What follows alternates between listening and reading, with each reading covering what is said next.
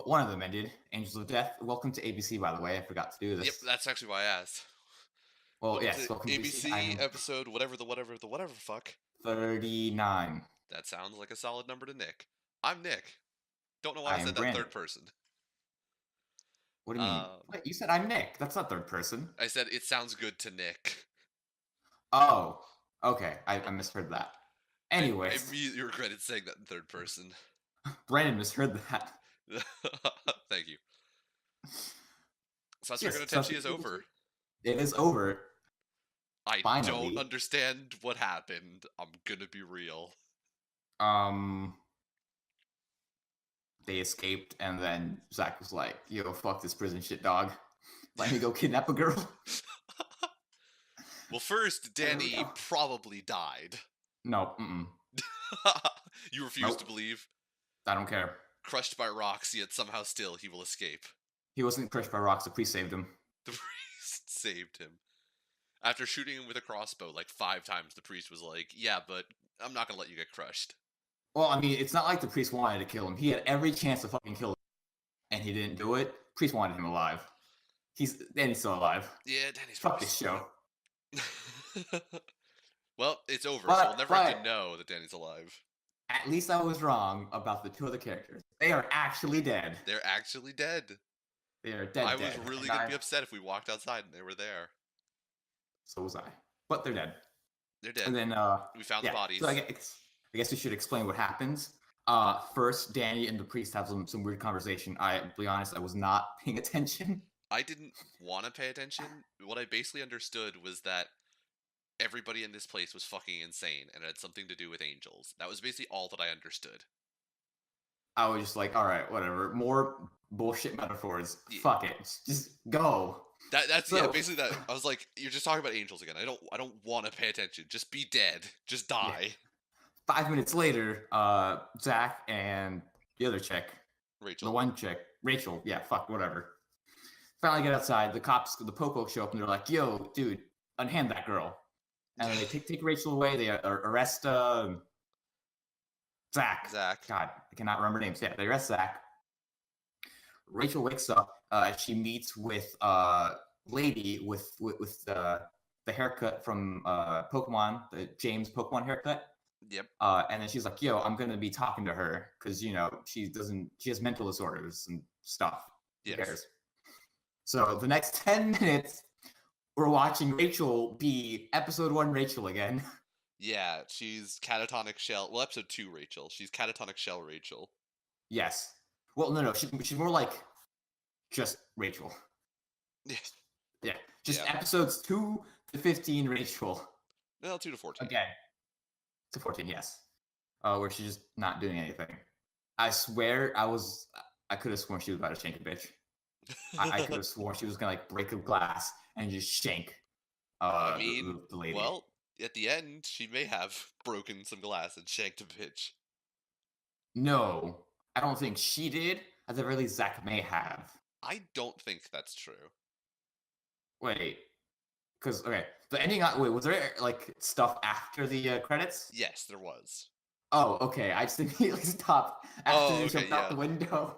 There was a little bit after the credits. Okay. There was like I can't even call it a scene. There was like one. It was essentially just a setting. You saw a room. You saw the room again, Okay. and the way they portrayed it made it look a certain way.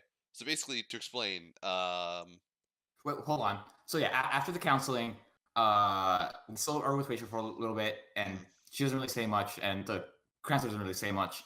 And then she like decides to go to sleep, and then Zach just pops in the and he's like, "Yo, I'm gonna Peter Pan you away," and that's the end of the show. yeah.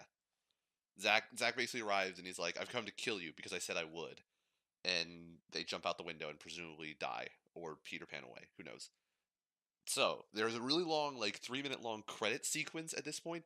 After which, you get another shot of the room where the bar. You see the windows are broken. There's blood on the side of the window, and then it like the pans down and you see Rachel's knife with a bloody handprint on it.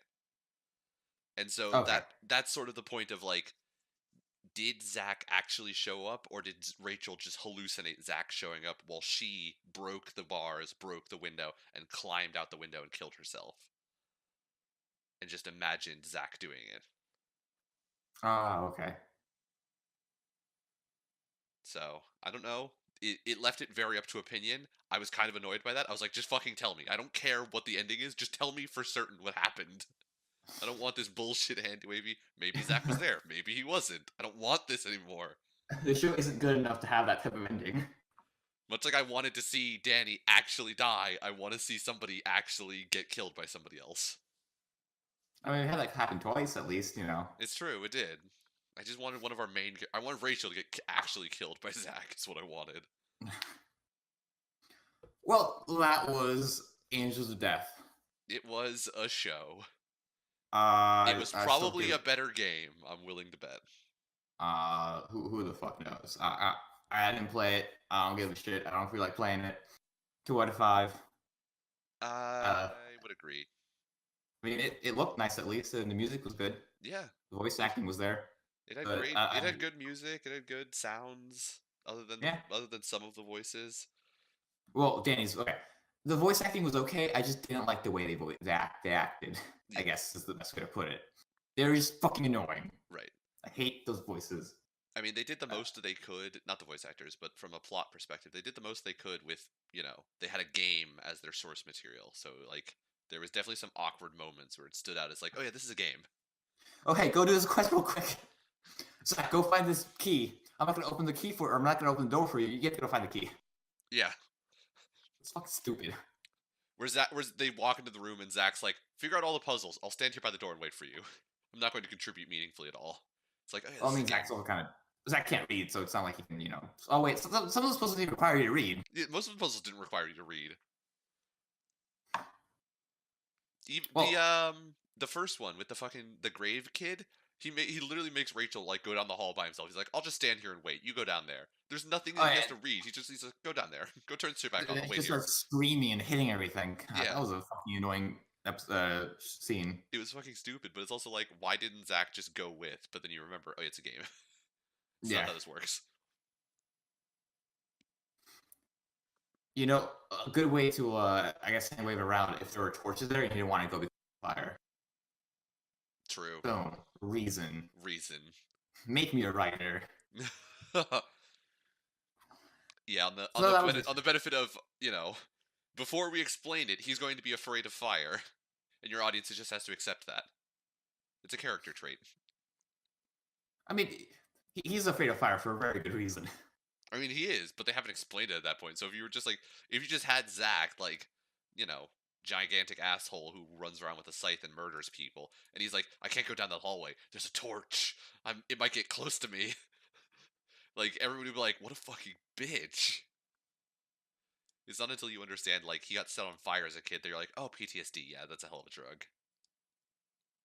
You don't have to make him, like, sound like a bitch. You can say, like, nah, I'm not going to go with you. And then, like, you see his eyes look at the torch and that's it. That kind of, like, sparks a little idea. Because that's essentially what he did. He's like, I don't want to go there. And that was that.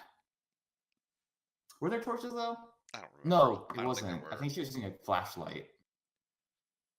As I recall, it was a really narrow path, like a really narrow, dark passageway with, like, no defining features. My broad shoulders can't get past that. You go there. You go inside. Small girl, go into the narrow passageway. I'll stand here.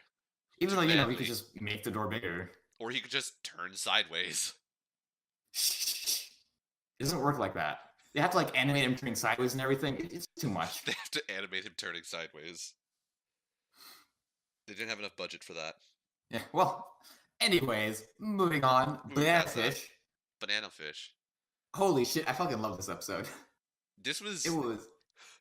It was like the episode, it was almost, if this was a rom-com episode, I would call this the episode of misunderstandings. Because it was two people, it was one person fucking over another person for the entire episode. I thought it was more like a very comedic, comedic break. And I fucking loved it. It was it was like a comedy sketch, essentially. Yeah.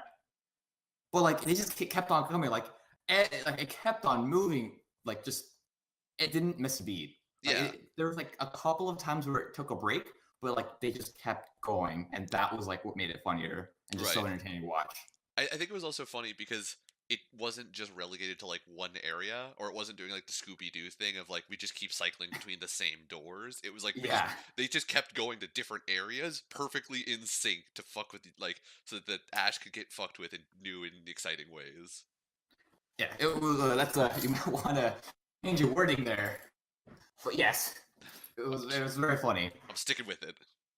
So I'm gonna try to remember what fucking like the labyrinth of like the path they took is because they went to a lot of places. So first, it starts out with Ash leaving his cell, and then he goes through a corridor. He sees someone coming up to him, and somehow within in 2 seconds, not even 2 seconds, like 2 fucking frames, he gets inside a fucking duck somehow, which was very bizarre. It was, yeah. But later on, we see that they just kind of open like hatches for some reason. Hmm. You know, this isn't like a mental institute where people might try to run away.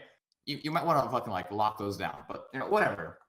They're hatches, so he goes in there, and then through the ducts he goes to like some other part of the hospital where he tries to use his key that he got off the officer to find out some information. The information about where Professor Hawkins is he Hawkins?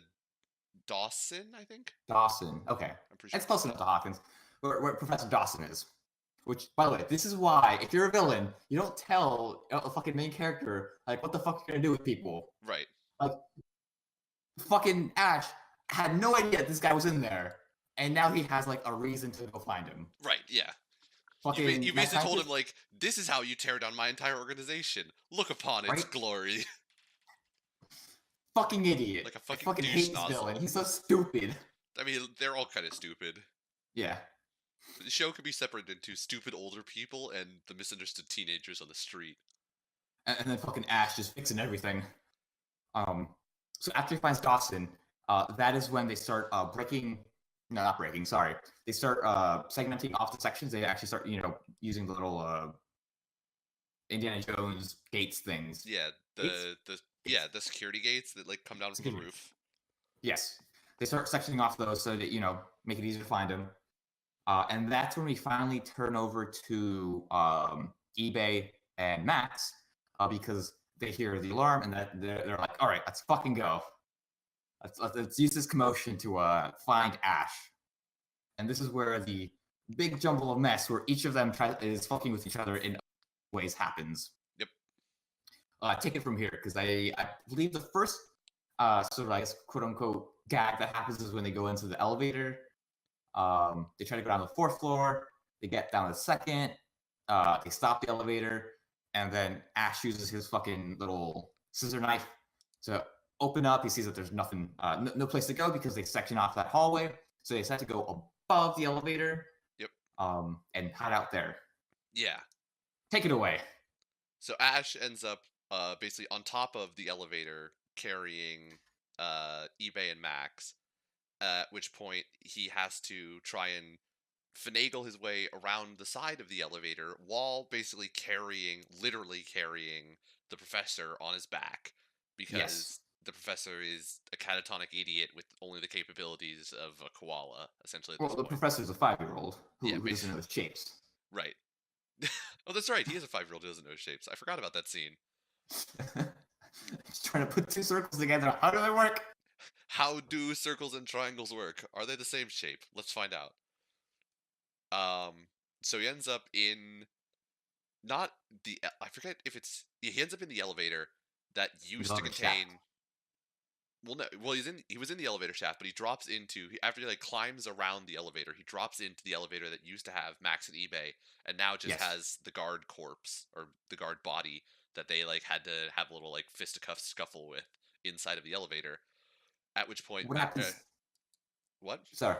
What happens? Well, Ash, I think that's when he goes to the garbage chute. Yes. Ash now decides he needs a new way around because he's tired of carrying an old person. So he decides, let's go through this garbage chute, which in no way helps him. It kind of does. It gives him a way out. There's stairs there. Right. I don't know what he was thinking. Was he thinking like some like fucking slide that goes round and round and round? Probably. So I was actually hoping for that. He was probably like, "Oh, it's a garbage chute. It must go immediately outside." It does not. It would immediately goes outside. Oh, that's right. There was like a little hatch. Well, though you had to open it from the outside, wasn't that the thing? No, That's he why could he open it drops from the off the outside. professor. No, because he No, drops no, off the professor in the garbage chute, and he's like, "Fuck this." He has to go find Max and eBay. no. So he doesn't know Max and eBay are there yet. Wait, does he? No, because he doesn't know until he No, gets he doesn't. outside. Yes. So they go into the garbage chute in the little like garbage main dump. He just opens the door Okay, and so he goes to look for a way to get out of the facility, and that's when he sees eBay and Max getting taken. right. So first, as they're climbing up the ladder in the garbage chute, or climbing down the ladder, I forget which way they were going on the ladder, but they were going They on climb down the on the ladder. ladder. They're going down the ladder, I Max, think. Max and eBay get assaulted on the stairs, at which point Max throws one of the guards into the garbage chute, all the way down, right into not Ash. It is actually Professor Dawson, who is too slow to react, who then basically pulls Ash down with him, so they all fall down into the garbage pit of despair together. yes, there's no fucking way that garbage chute wasn't filled with a bunch of fucking needles. Oh yeah, no. It had like food and shit in it. He also sits up with like ramen on it, and I'm like, this is America in the 1980s. Nobody in that hospital was having ramen ever. Maybe, who knows? I'm willing to bet money. But yeah, there was like it should be filled with not really bio waste, but like it should be filled with like the shitty like other waste that doesn't classify as bio waste, like discarded like you know Food, yeah, like not just food, but like chemicals and literally crap, like anything. chemical bottles Oh, that get washed out and oof. stuff. But it's also like some of that stuff's like glass, not like plastic. So like falling Yeah. on that would hurt, and like some of it would be broken. So like this shit would definitely be like full of sharp shit that would be painful to fall on. But luckily, that wasn't how this hospital did, I guess. Yeah, they So were they safer. go ahead, yeah. So Ash finally, sees eBay Max, and he's like, "All right, well, I gotta help these motherfuckers out." Yep. And So so he sneaks his way back inside. yep, he sneaks inside. Um, He there's finds oh right, in between these scenes, there's also they cut to the villains all kind of arguing amongst each other. And fucking Dino's like, "Yo, you'll never catch my links," right. being all fucking weird and shit. And and then Russian man, I think he's supposed to be Russian. I don't know. Is he? Just, I thought he was called because he was called like Did he have like a stereotypical Russian name? no, he did. I think so. Like it was a T and an S together. I was like, okay, that kind of sounds Russian or like Eastern European. He had like Anyway, he had like the goatee and mustache like, combo, so I'm willing to believe it. well, whatever. Goatee man's like, yo, fucking stop being incompetent idiots, and they continue to be incompetent idiots. Right. So finally, Ash finds eBay and Max in some random room. He's like, yo, let's get the fuck out. You are fucking annoying. I hate all of you. Fuck adults. Ugh, this is Persona again. Right. Well, he first Max or Ash shows up in the room with Max and eBay, and Max and eBay are both immediately like, "Wow, I can't believe that you're here. It's so risky for you to be here. I can't. I'm so glad that we came to save you." And Ash is like, "I hate everybody. I hate adults. You're all assholes." And so they bundle him up and make a break for it, and they're immediately discovered. Yep. And then they're able to find a little hidey hole in some closet where a nurse and a doctor just going at it like fucking bunnies. Right. It's very Uh, yeah. This is also the hospital where they apparently filmed Grey's Anatomy because people are having sex in closets all the time. So Grey's they Anatomy. take the clothes from the doctor and the nurse, and of course they make Ash dress up as the girl because Yep. it's still a bit we're going with. Yep. And they cover up eBay with a stretcher. Yeah, he's got the Which, by the stretcher way, and the body sheet. yeah, if you're gonna be like transferring a person, you probably wouldn't be covering him with a sheet, but whatever. Uh, I mean, it could be we a don't have time for corpse, that. but you wouldn't. You also would not like carry. You would not transport any person or corpse face down. Was he face down? He was face down because he would Oh be yeah, when they yeah, get in the elevator. He's like you can see his face like peeking out. So he yeah. was like on Okay, his I hands remember and that. knees, and yeah, he would definitely be just laying their face up. But But they anyways, get into the elevator, and lo and behold, we need to be assaulted one more time by yet another doctor because this is the Grey's Anatomy hospital. And yep. so Ash gets sexually harassed in the elevator by a doctor. Commentary. Commentary on America. So they finally get to the ambulance and they start heading out over to New York. And this is when the show finally kind of slows down and becomes a bit serious again. Max tells Ash that AG is somewhere, and Ash is like, oh, somewhere, that's not good. You can't leave AG alone. You can't let AG go off on his own. He won't do anything. He needs me. This reminds me of a Brooklyn Nine-Nine quote. What? I think I'm assuming it has to do with Jake leaving Charles somewhere. No, it has something to do with Scully and Hitchcock. Where Scully's like, oh, you can't leave Hitchcock alone. Something about like mice biting him. I think I remember it's when is that from when I think that's from the episode House Mouses. Is it? Okay. I'm thinking of the one where the precinct has like the anthrax scare on Thanksgiving. Oh yes. And you can't leave Hitchcock alone out there. Hitchcock gets trapped outside on the balcony. Yeah. You want somebody to throw solid sodas at him from the ground floor blindly. Yeah. Okay, I'm gonna call my friend and we're just gonna let that happen. Hitchcock got hit in the head. I told you that would happen. Oh, so Hitchcock and Scully. But anyways, Ash decides to go out into the urban jungle and then look for AG. Right. That's the end of the episode. It's also the worst ending ever because literally Max looks at Ash as he's leaving. He's like, do you know where you're going? Because, he's like, I'm going to go find AG. And Max is like, do you have any idea where the fuck to go? And his response is, this city is like my backyard. And it's like, yeah, but that doesn't tell you where AG is. You don't know anything. Well, you could possibly go to like an informant and be like, yo, have you seen any Japanese kids being kidnapped lately? Maybe he has a guy. He's going to his guy. I mean, to be fair, all of his crew was in the prison together when they saw AG and Kunai with Chain, Joey Wheeler, get taken out by YL. Yes, Kunai with Chain. I forgot what else we were calling him. Wire with Chain. Wire with Chain. Yeah, we have Kunai with Chain. I forgot we did have like initials for him, like YL, who we didn't see this episode. KNW. I think that's Wait, right. no. KWC. Kunai with Chain. Oh, KWC, you're right. Kunai with Chain. Yeah, we didn't see YL or AG like at all this episode. I didn't even notice it until we got to the end and Ash was like, I'm gonna go find AG. And I was like, oh, that's right. I wonder what's going on with them. We'll probably find out next episode on Banana Fish. Banana Fish. I always want to call it Bananular Fish from Banana Phone. You mean Banana Phone?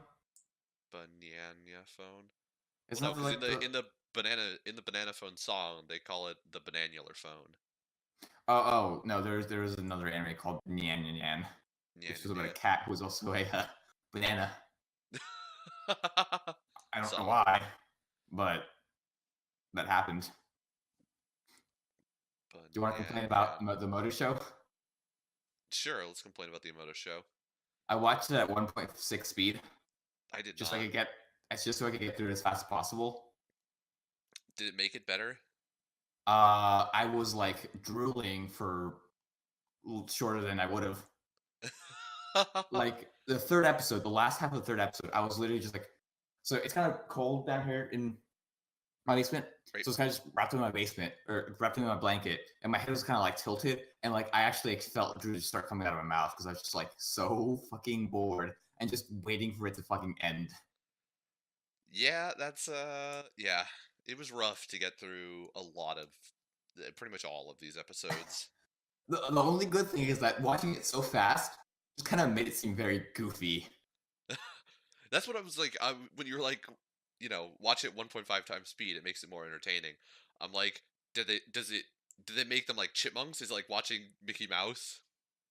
It's more like the jokes that are off time now become on time, and you're like, ha. You don't have enough time to think about the joke because when you see like a setup, you know what's gonna happen. Because it's so fast, like I don't have enough time to think. It just happens. I'm like, ha, have I seen that before? 2 seconds later, I'm like, oh yeah, I have, literally everywhere. Yeah. That's the only reason I found it funny was because I didn't have enough time to think. But anyways, I guess we should dictate what happened. I don't even know In if I the second can. in the second episode, It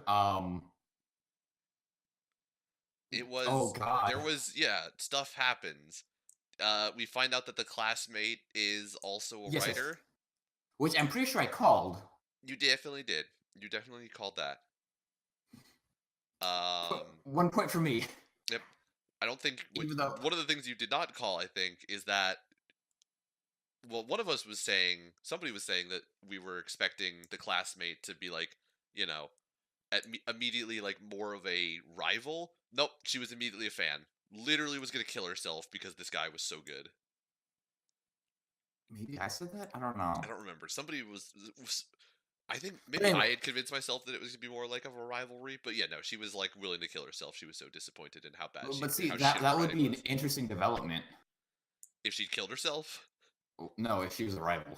oh yeah, no, that would have been an interesting development if she was like a rival, You know, but no. yeah, because there's conflict. It requires the main character to change, but no, it's just like, yo, I'm suddenly super into you. Right. Reasons. You're so much better at writing than me. Literally willing to blow you. So yeah, that's the thing that happens immediately in the second episode. And then she immediately just stalks him. But Right. she's like, no, that's not stalking. She's like, I need to follow you around and experience all the things you do to make myself a better writer because that's how writing works. And so yeah, she starts stalking him and taking notes on everything that he does, which we then find Was out that this she's actually just making up some of the notes as she goes. yes? Was this also the episode where they go where the two siblings go on a date? I don't I remember. don't remember. It kind of melded all Maybe together. maybe like logically I would expect that to be the next development, but I can't remember if it happens in the second episode or the third episode, I'll be honest. Well, anyways, at some point they go on a date and fucking. Mm, yes, they go on a date. Yeah. They go Hold on a on. date. Wait, no. First, red hair goes to his house. Yeah. Well, yeah, she stalks him and sees everything that he does. So red hair shows up at his house to like see all of his books and what he does at home and how he writes and crap like that. Which of course Yeah, no writing happens, so whatever. and then little sister's like, "Oh no, you can't have a woman in your house." Right. And Fucking then weird. we have the you're so good at writing, have my virginity, please take me now. Yes, I hate this main character so much. He's a fucking douche nozzle. He couldn't even like have like some funny one-liner. It was just like, eh. That is half of his fucking dialogue. Yeah, Is is the upset sound? screaming.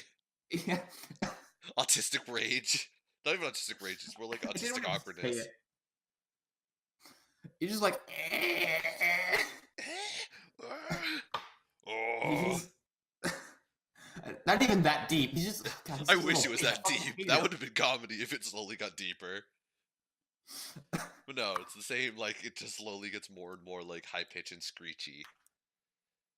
That is the only way I can describe him. Is he's fucking screechy. He's just screeching the entire time. There's a lot of screeching. Because He can't. everything that happens with girls' skin, he's, like, morally offended by. He'll Despite the just fact that not he's an assert absolute himself. goon. Yeah, he can't just cancel those people. Get the fuck out of my fucking room. Just get out of here. Okay, that's because you're an autistic idiot, but he can't have a normal conversation or slash be like, yes, I'm attracted to women, but I'm not an absolute goon, because he is a goon, but he can't admit that. Anyways, his idiocy in the second episode aside, we'll come back to it in the third episode and how much of an idiot he is later. So the sister is then like, she has to assert her dominance as the superior woman in his life, and so they go on a date together where Yes. basically the brother just drags her around to all of his weird nerdy hobby shops to be like, these are all the things that I'm interested in. And then somehow they end up at a porn shop, but I wasn't paying attention how that happened. I just know that they ended Oh, up the in sister one. wanted to see it. Oh, the sister did want to see it? Okay. Yeah. So yeah, they show up like, at the Dojin shop and where they meet the GHP? illustrator. Yeah. DPP, DDP, No. ADP, ADP. They meet ADP. ADP. ADP. Yeah, so they meet AEDP, who basically just gives the sister a conniption fit with all of her lewd illustrations. Oh my god, I mean, little sister's so fucking annoying. They're all annoying, dude. What are you talking Yeah, about? they are. Fucking even ADP is not redeemed by her gigantic rack. They're all awful. I honestly don't remember what else happens in the in the second episode other than they meet ADP and I there are lewd think main illustrations. character like talks to a fucking producer or Oh, editor that's on the right. phone. We talked to the Editors, editor and something. What lewd thing did the editor do? Heather's in like the bath, and she's like, "Yo, do you want me? You want me to describe everything?" He's just like, "I'm tired." No, it's not even that. That would have been funny. He just screeches again and just shuts off the phone. Right. If it had just been like, I'm tired. I have a headache. I want to go to sleep. That would have been good. But no, it was like, what? That's exactly what it sounded like. And then he ends the call. Yeah. And so it begins. Episode 3. All I remember was the last half, where for about 5 minutes they just start, putting on different costumes. Yeah, there was a massive cosplay section in Which at least which those are my kind of attention nice. was fully absorbed, and then there was the rest of the episode in which I didn't pay attention. That was the last thing that happened. No, the costume thing that was in the beginning half. Really? Oh. Yeah. The You know where my attention went? Yeah, I'm telling you, the costume part was the good part. Dude, girls, not a lot Relatively of good clothes. part. I was like, I'm all about this. And then as soon as they put on their regular clothes again, I was like, I am not about this again. I'm here for the lewds, and most of the time I'm severely disappointed. We did have Bunny Girl again, which, seeing as how we're not getting it from our other show anymore, I'm kind of happy that we got some Bunny Girl again. I mean, this is basically the Bunny Girl show now. There's a Bunny Girl, there's a girl named Mai. That's all you fucking need. Oh my god, I don't know if you're selling this show too high or the other show too low by saying that, but I feel like it's sacrilege. Which, by the way, I don't like the Bunny Girl in this show, or no, scratch that. I don't like the Mai in this show You don't like the Mai in this nearly show. as much. I don't like the Mai in this show as much as the Mai in the other show, but I love the Bunny Girl in this show. Yes, I was all about that was ADP's one redeeming two value. redeeming. She has two Yeah, two. redeeming values. Anyways, Yes. bad Oh. jokes aside, they're not real people, so it's not sexual harassment.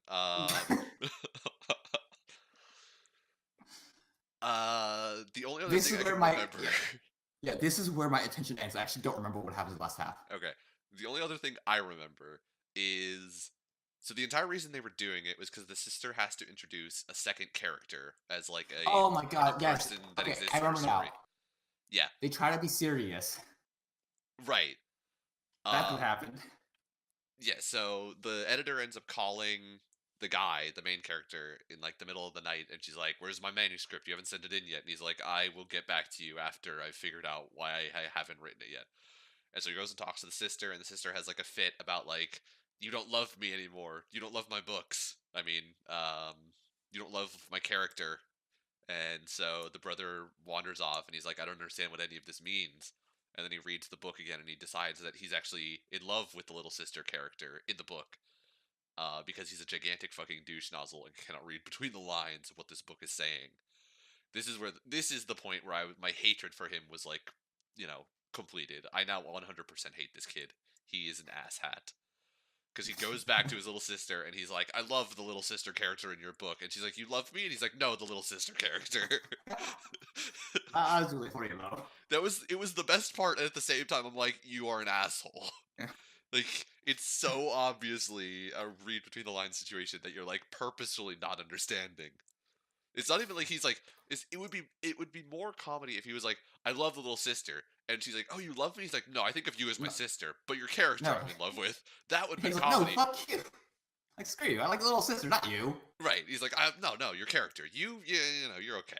That would have been like, I would have loved it for that comedy. Here, it was just like, he just doesn't understand the connection between the two.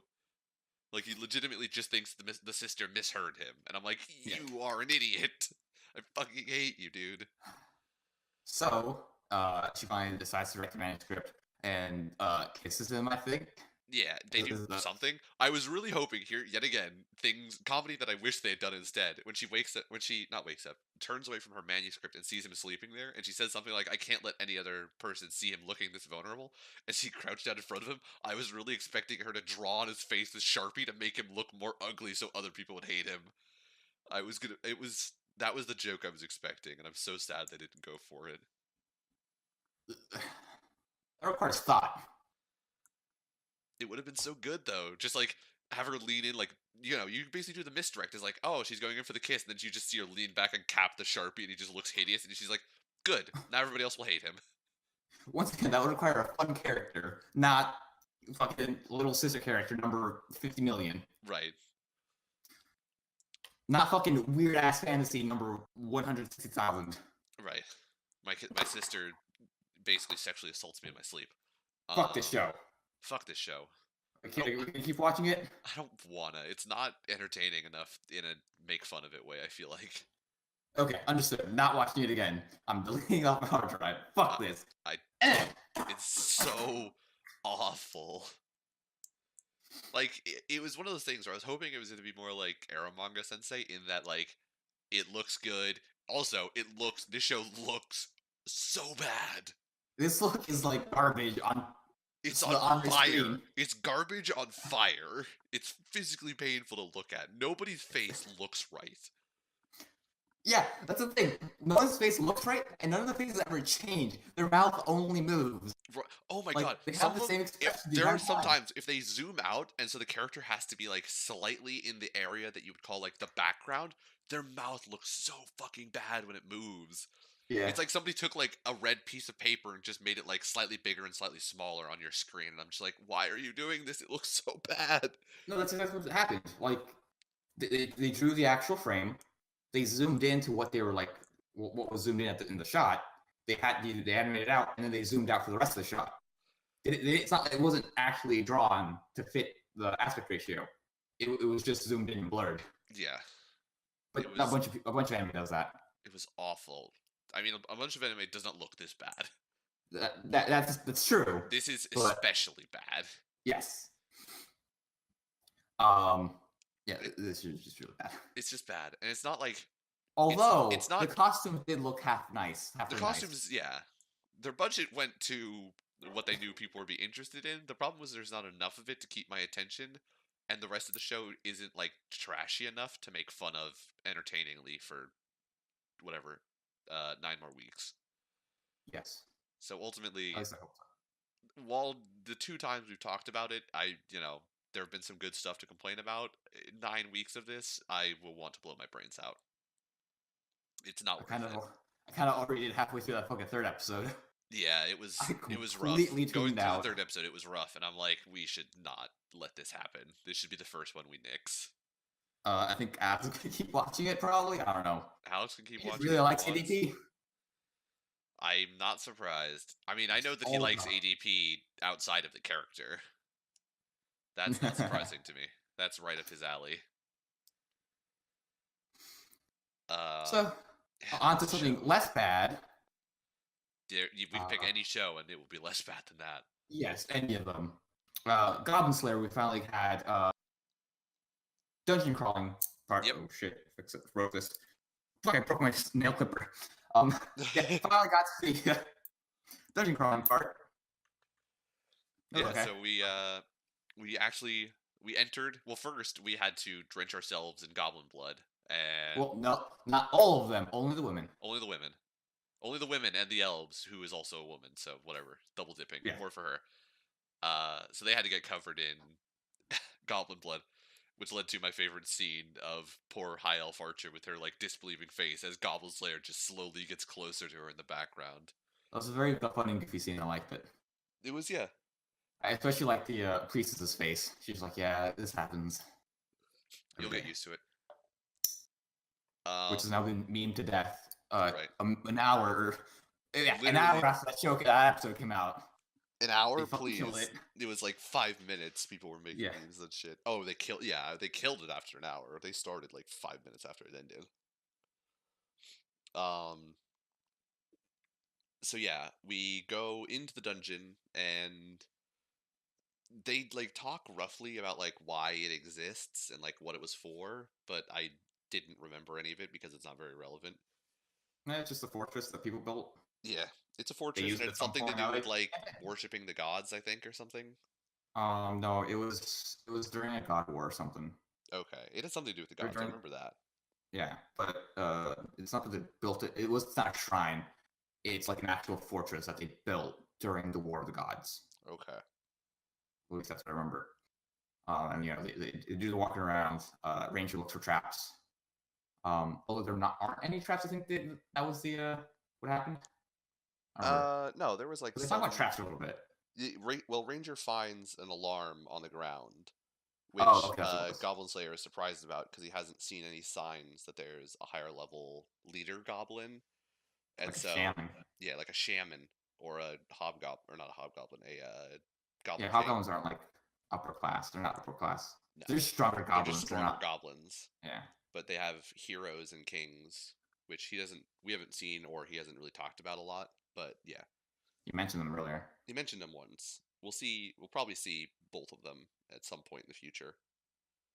Um, Uh, I have one request. Does the king have like a pimp hat? That's all I want. I feel like he had some sort of baller ass hat. Cool. Because I'm like imagining just a normal looking goblin, but with a red cape. He had clothes. I remember him having clothes, and I feel like he had a pimp hat. Okay, cool. He was Does he also have a pimp tall. cane? Don't. He had a weapon. I don't think it was a cane. It was like a scepter. It was like Okay. it's like a small cane. All right. He had just enough of a cane to smack a hoe.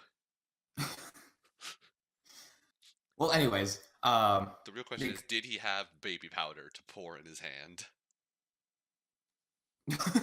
So when you smack a hoe, everyone else gets to know about the fact that you smacked a hoe. so they get to the crossroads. They can go left or right. The dwarf is like, "Yo, I can read the tiles." Right. Allow They me to went left. read the ground. I'm surprised he just had like a chicken behind him, just like slits the throat open and just started reading the entrails. Which that's going to come into play a little bit later in just a moment here, for different reasons. But they also like, okay, let's go to the right because he's done this a bunch of times and guesses that there's like some sort of bathroom in that little room, and also a bunch of people there who are being heavily molested. Yep. And then probably some stray goblins that might be just there. Yeah. Taking a dump. Oh, and some maps, which he ends up finding. Right. I think he really goes there to try and find the waste from other adventurers who have come here. So he's trying to find somebody's like discarded kit with a map in it. We happen to come across a heavily abused elf woman and her whatever goblin who's there taking a shit. I really don't understand why he was there, I'll be honest. Oh, he could have been taking a shit. I don't know. He was there, hanging out. That's the crapper. What are you gonna do? He was doing whatever he does inside of the waste pit, and Goblin Slayer shows up to give him a sword to the face. Smack him around a little bit.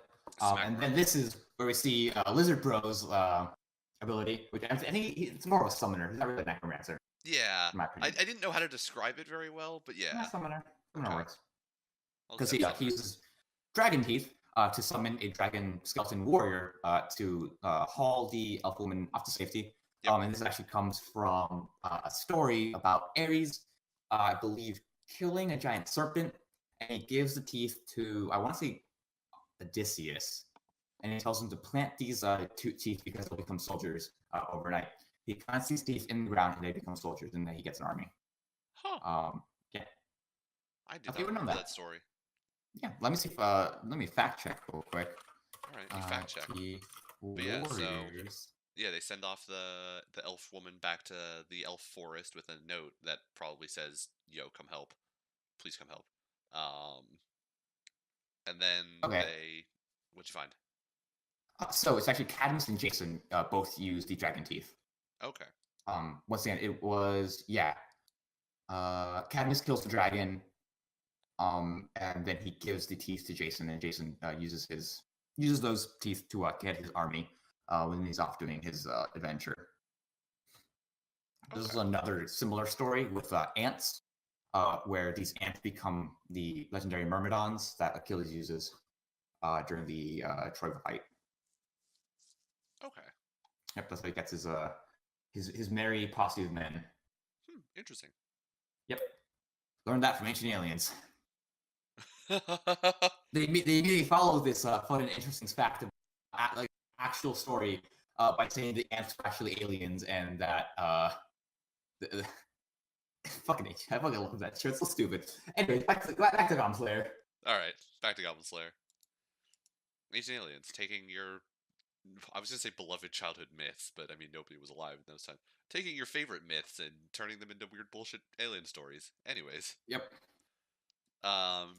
so we go off down the left pathway now because we're done with the waste room. And they use Ranger to slyly kill off the alerted goblins until they finally get to the main room. Well, before this, they kind of put around an empty room to just Rest up. Yeah. And they just plan out what they have. Each character says, I have this many spells left, and yada yada yada. Yeah, it's a very like D&D. We're about to go into a bad room. Like, what do we have left? How many spells do they have? Fucking what's her face? Priestess. Doesn't she use 4 spells this episode? Because I counted 4. She uses barrier twice. She uses barrier twice, heal once, and silence. Yeah, she uses 4 spells. Okay, I thought she could only use 3. She said she could only use 3, right? She can only use 3 in the beginning. I think she upgrades at some point. No, she learned silence in between episodes. Because up until this point, she can only use heal, protection, and barrier. No, that's protection. She learned barrier last episode. No, protection. Sorry. She can use heal, protection, and light. I think is the other one. Yes. Flash. Flash. You're right. Flashbang. But I thought she only could use 3. Like she does have 3 spells, but she can only have like 3 uses of any given spell. I mean, I assume that she, in between episodes, was gifted another use of spells a day. No, like in this episode, she says she's used 2 or 3. No, she says she has 3 left. Okay. She says I've only used heal. I still have 3 left. Okay, that's probably where I misheard it. Yeah. I thought she was saying she can only use 3. I've already used heal. Therefore, I have 2 left. No.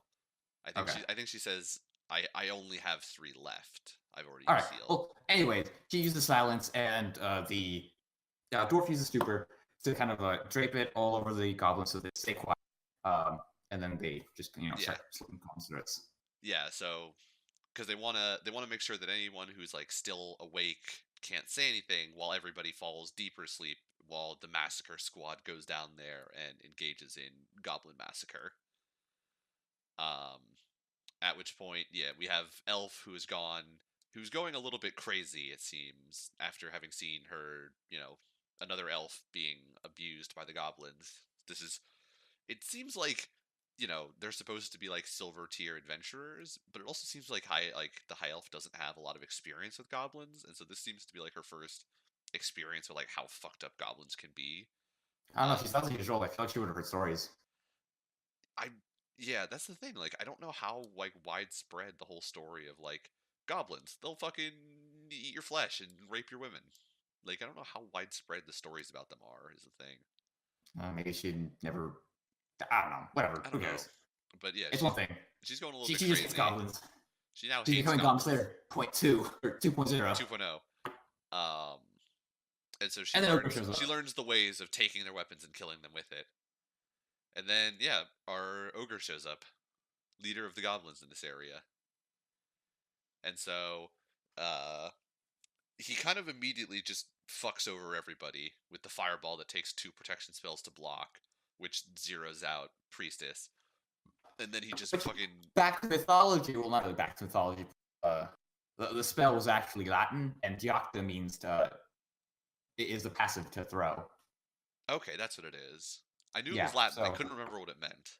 So, like, his first 2 words are like just fireball or something. Right. I don't actually.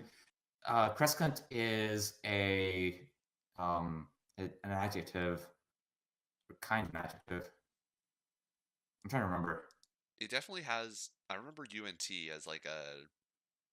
Ending. It's like it's basically ing. I think it's because Crescu is like I think might be a verb, and when you like add an NT around somewhere or ENS, it becomes like verbing. And then the first one is just I don't remember what it was. It was probably like it might have been fire. Well, according to Google Translate, Crescunt is grow or increase. Yeah, because Cresco means to grow. Okay. So Cresco means growing. So the first word might be something like fire. I don't actually remember what he said, but I'm willing to believe it. It's probably like growing fireball, and then he says, "I throw." Or technically, it's been thrown. if we're really panic about it, he should have said Yakio, which means I throw. But anyways, maybe you're supposed to say Latin in like a definitive tense, as like it got thrown, as opposed to like I'm going to throw it now. You're like, I definitely threw this fireball, and so it goes and gets thrown. The way you translate that is the ball having been thrown, go. The ball having been thrown, go. I fucking hate Latin translations sometimes. He throws a fucking fireball and like, yo, protection, and protection. That ends that. And so, Ogre has like super healing abilities that they can't really get through. Yeah. Ogre big slap the fuck out of Goblin Slayer, and Goblin Slayer just takes it like a motherfucker. He gets the backhand. Where our 3 other guys run interference while Goblin Slayer drinks a health potion and a stamina potion, and they do dick all on their own. I mean, all of them kind of did dick all, even Goblin Slayer.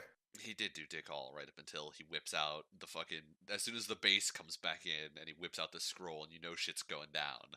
Like, gate, open, form of water, high pressure water. High pressure water. He basically uses a extremely high pressure washer against Ogre's fireball and wins by a landslide, because if Pokemon has taught me one thing, water super effective against fire. Also, real life has taught me that. Couldn't he just like transfer the Ogre over to the underwater part? Well, or can you only bring things? I don't. Well, I assume if gate opens, I assume that the thing with gate is like when you open it, you then have to go through it, but it opens on both sides, and so the water that's pressing down is going to immediately come firing out of its side of the gate into our world, whereas trying to get the Ogre into the gate is going to be a lot more of a problem. So do you have to imagine what he's opening it to, or do you have to have... No, it's linked. That was the point of the flashback to the witch. She linked the gate scroll to the bottom of the ocean for him. Oh, I thought he just made the gate for him. Like no, he found the spell and knew that it was a gate spell and brought it to her to get it linked to the bottom of the ocean. Oh, okay. That's the other thing you have to remember, is that he always intended to use this to kill goblins, and so like he wants to wipe out a nest with it, is what he wants to use it for. He doesn't want to use it to kill some large enemy, and so the whole point of it is to have like it just be a gigantic AoE damage spell. And so, yeah, he whips out the gate scroll and fucking shreds a nerd with the high pressure water.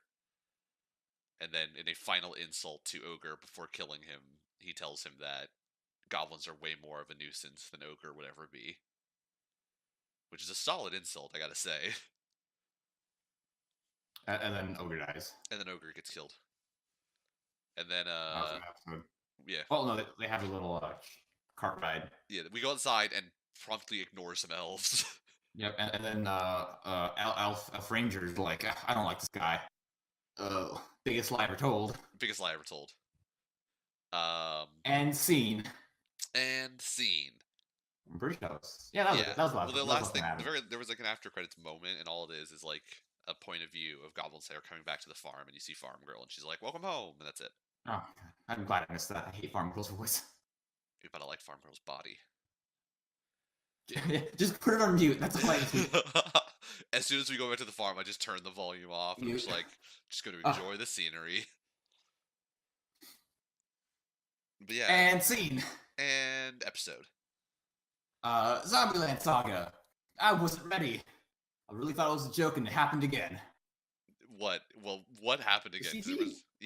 The CG came back with a vengeance, and I was not thrilled. I started hearing the music, and they didn't cut to them singing immediately, and that's when I knew. I was like, oh, I'm going to be upset. Yeah. And like 10 seconds later, that's when they finally decided to cut to the girls, and it's the CG again. It's like I'm In starting all- to. I'm oh Lord. still willing to give him a chance to be like it's parody, but I'm I still starting to think it's, lose faith. I still think it's fun, like a funny show overall. Yeah, it's still a funny show. But like for sure, like It's I don't know how to feel about it. it's not. It's probably not It's not parody. great.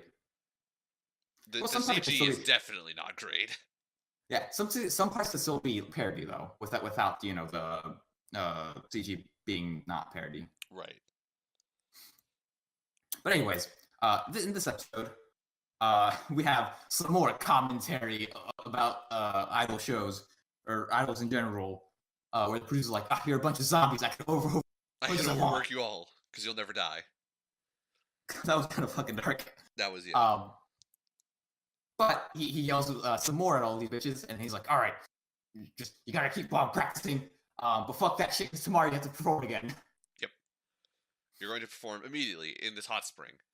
Yep. And they're all about it. They're like, let's go to the hot spring. We're going to have a performance, but also hot spring. Shit's going to be lit because hot spring. And he's like, FYI, you can't go to the hot spring. And souls are crushed. Yep. And so begins the travel to the hot spring. After that, they kind of just walk around for a little bit. Yeah. This was a very entertaining episode. It was, Like, yeah, we show up at the town. We show up at the town, and he's like, you go practice your butts off. I'm going to go see me some sights. And he pieces out in the van. And they all pretty much universally decide, fuck this, let's go see some sights. And then they wander around and don't do a whole lot for a while. Yep. Most importantly, we get a fun scene where Zeus is not acting like a total fucking idiot, and actually being a good businessman by trying to get those connections. Right. He's trying to He's arrange selling- them partnerships.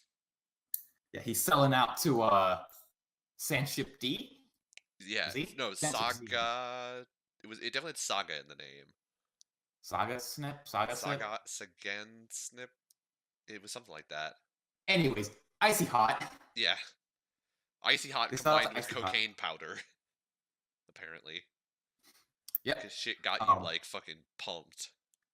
That just got you ridiculously pumped. That was like fucking 10 Red Bulls, 5 energies, and 10 monster drinks all in one little patch. Yeah. I love how every time somebody slapped one on somebody else, they had to put a little notice up that said, like, FYI, don't put patches on other people. It counts as medical care. These are zombies and they're not getting hurt, I think, was the second part. Yeah. It doesn't have something to do with, like, these are zombies, so it doesn't count. No zombies were hurt in the making of this show. I don't know if it's no zombies were hurt so much. It's like if zombies were hurt, they're zombies, so who cares? Yeah. Yet again, Well, cutting maybe. commentary. Well, because it kept flashing and I didn't feel like pausing it. I didn't could've just either. finally I was just like, it's not that worth. It's not worth it. Yeah. But they start practicing. They put on the Icy Hot and they're like, "Oh my god, we feel so fucking great. Let's do this for the fucking show." The show starts. They start singing. That's when you get that CG and they start putting patches on everyone. And that's the end of. And then we finish that up because it's just a song. It's the same song we heard last episode. It's still fucking bad. It's awful. Yeah. They do that weird cut-in thing. That's when I knew it was the same song. Because the stupid cut-in move where they just kind of do the robot across the screen. Oh yeah. I only like maybe 2 parts of that song. There's a lot of that song I am not a fan of.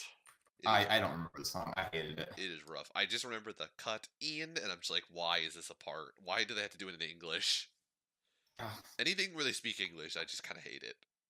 It's never good. There's a lot of shit like, whatever. Who cares? I'm doing my best Charlie impression. I care. I have to watch it. My arms are pumped. They expect me to watch it with my eyeballs, so I get to complain about the things I saw. Next up is Shaki. That's the blonde haired, right? Yes. Biker chick is Biker. like, "Yo, fuck this shit, dog. Let's go to the hot springs." And Sakura's like, "Sure." After being convinced and after having some like grade A fucking face, dude. Yeah. Those There are some was good some faces. great, yeah. That like in the whatever makeup taking off suite or whatever the fuck it is. Those are some Her solid grimace. faces. She grimaces and then Juko's like, "I still want to go. I'm quiet." And yeah, when Jugo says like I still want to go to the hot springs, and it cuts back to blonde hair biker chick, and her face just curls up into that vicious smile. It was such a great face. That reminded me of the Grinch. That was like a very Grinch smile. It was kind of grinchy. and his heart grew 3 times that day. Although that's not when he smiles. That's when he's like, That's at the end when he gives back. no. What I'm thinking, no, he actually smiles before that. But he smiles. I think one of the first scenes or one of the first parts where he like has that vicious smile about he hates the Who's Yeah, or Whoville or whatever. when he thinks about how much he hates Whoville, and he thinks about how he's gonna steal all of their food. I was Anyways, gonna try and make up one of those names. I cannot remember how they name shit in that book. Huerton? I don't know. That's actually Horton, not Huerton. Huerton? Yeah. We will talk about Grinch more in 2 months when it's Christmas. Yeah, undoubtedly we'll talk more about the Grinch. Christmas. Christmas. I love about this. Yep. I hate Christmas. I don't like. I do like Halloween though, which is in 3 days. I did say we wanted to have a Halloween special. We did not. I apologize. Maybe To next me, year. mostly. Maybe next year. When we have 2 viewers. I mean, that was our Shut up, goal let for me the dream. year, to have, in 52 episodes, develop a single viewer. Was that actually our goal? At some point I asked you, I forget when I asked you for a goal, and that was the goal you came out with, and I decided to go with it. I may have been drinking. I don't know. You were probably drinking. Well, That's Shut up. what we're here Not for. alcoholic. Don't be alcoholic, kids. Kids. Don't mess with B-double-O-Z. That pans out to the right. Oh my god, I'm trying to find my train of thought. Back to the show. Back to Zombieland Saga. We finally go back to the hot springs, and in the hot springs, they start, just talking about random bullshit. Apparently, they couldn't just have the bandage wrapped around the naughty bits. They just had to have the fucking mist or whatever. Yeah. Who really cares? Because I didn't really care about that stuff. I didn't really But care, but it also was weird because there was definitely like very obviously they were wrapped up. Like all of their modesty was preserved by the bandage, but still there was like mist covering everybody up also. But whatever. Who really cares? We get my favorite scene in the episode, which is businesswoman Yeah. who producer was talking to comes into the hot spring and then decides to cool, not really cool off, but cool down after the day. Have a nice day in the hot spring. Right. And because right now our heroines look like complete zombies, things happen. Most notably, Sakura is, kind of trying to sneak around, and that's when her head pops off. Yep. I forgot what caused her head to pop off. She but it just kind of shits pops herself up. on a rock. They go How to did she hit herself on a rock? I don't know. They were like hiding. They like all pop up their heads over a rock to see the businesswoman, and then when they all go to duck back down, she just hits herself on the edge of the rock, and her head just boop right off. See, I thought someone kind of pushed her in, but no, she's a fucking idiot. No, she's just an idiot. She just pops her head off. Businesswoman. I keep trying to call her businesswoman lady. Businesswoman lady. Business lady sees the head, and this is like actually good art where the head just kind of pops up and it's all grotesque and decaying. Okay, and that's the other thing. Every time somebody who isn't one of our main characters sees the zombies, they get way more fucked up looking. I fucking love it. It's great. I wonder if like it's one of those things like they refuse to acknowledge that they're all like fucked up zombies, and it's like this is how they see themselves. Like, oh yeah, we're still normal, but in actuality they're like actually decaying. There's fucking maggots everywhere. So business lady's just like, holy shit, what the fuck? And then just sprints the fuck out. Yeah. Her scream wakes up the other zombie girls, and they decide to be like, go look at the commotion because I don't know, they decide to do that. Why not? Yep. And they probably wake up and see that their other zombie friends aren't there and go, well, fuck. So they have to go save the other 3 idiots. Yep. And this is when we have classic horror-esque. The lights, kind of flash, and then out of nowhere, a little girl zombie shows up. In the hall, creepy, head down, and then all of a sudden, dead by dawn, dead by dawn.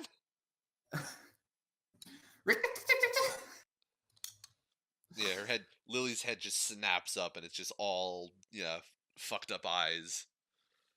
And so, businesswoman lady takes off back down the hall in the other direction, and then she runs into, is she running into I next? Yes, the girl with the thing in her hair, right? Yeah.